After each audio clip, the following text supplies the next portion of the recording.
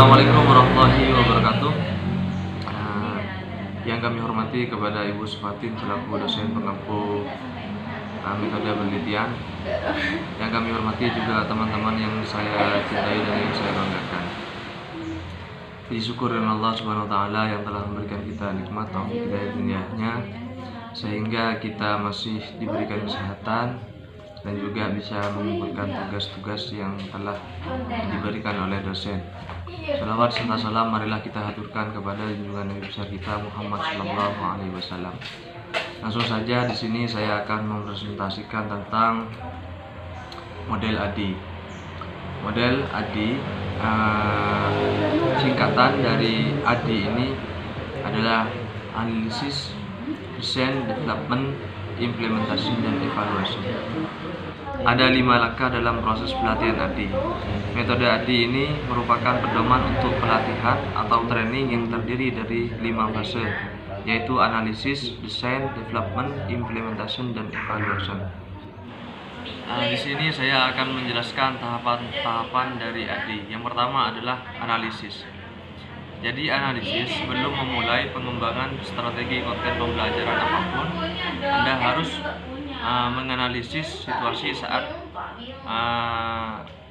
penelitian tersebut dalam hal pembelajaran, kesenjangan pengetahuan, dan lain-lain. Mulailah dengan membuat serangkaian pertanyaan untuk memahami situasi saat ini dan juga memahami tujuan pembelajaran itu sendiri. Hal ini dapat memengaruhi sejumlah besar keputusan dalam proses pembuatan materi pembelajaran. Beberapa pertanyaan yang mungkin bisa menjadi bahan untuk analisis adalah: apa gunanya pelatihan? Kenapa kita melakukannya? Apa output yang diinginkan? Akankah pelatihan ini benar-benar membantu? Dan pertanyaan-pertanyaan lain yang sekiranya bisa membantu di dalam analisis tersebut. Yang kedua adalah desain. Fase desain berhubungan dengan tujuan pembelajaran, instrumen penilaian, latihan konten, analisis materi pembelajaran, perencanaan pelajaran, dan pemilihan media. Fase desain harus sistematis dan spesifik. Ini adalah langkah yang digunakan untuk tahap perencanaan. Jadi untuk di dalam desain, dokumentasi strategi desain intelektual, visual, dan teknis proyek itu ada 5 tahap.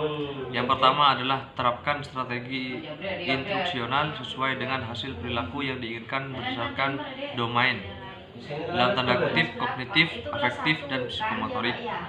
Yang kedua, buat papan cerita.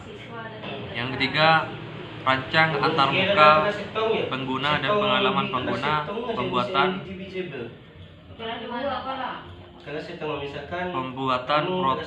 prototip. Yang keempat, terapkan desain visual. Yang kelima, development. Pada fase develop akan dilakukan perincian serta pengintegrasian teknologi yang akan digunakan untuk mencapai tujuan dari program itu sendiri, di mana mencakup materi, media, dan blueprint perencanaan. Dan kegiatan yang ada pada fase ini meliputi kegiatan membuat, membeli, dan memodifikasi bahan ajar untuk mencapai tujuan yang perlu dicapai, yaitu yang pertama memproduksi, membeli, merevisi bahan-bahan ajar yang bakal digunakan untuk mencapai tujuan pembelajaran yang baik. Oke, selanjutnya adalah implementasi. Pada fase implementasi akan dijalankan program yang sudah disiapkan guna melihat sistem maupun instruktur sudah siap digunakan. Data yang dapat akan digunakan untuk melakukan proses perbaikan selanjutnya. Data yang dimaksud ini adalah kuantitatif maupun data kualitatif.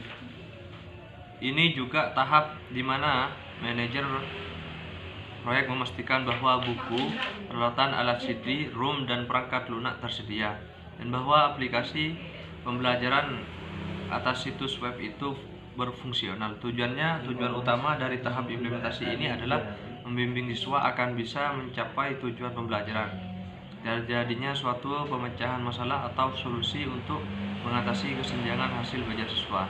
Dan terakhir, memastikan pada akhir program nantinya siswa mempunyai kompetensi pengetahuan, keterampilan, dan juga sikap yang baik.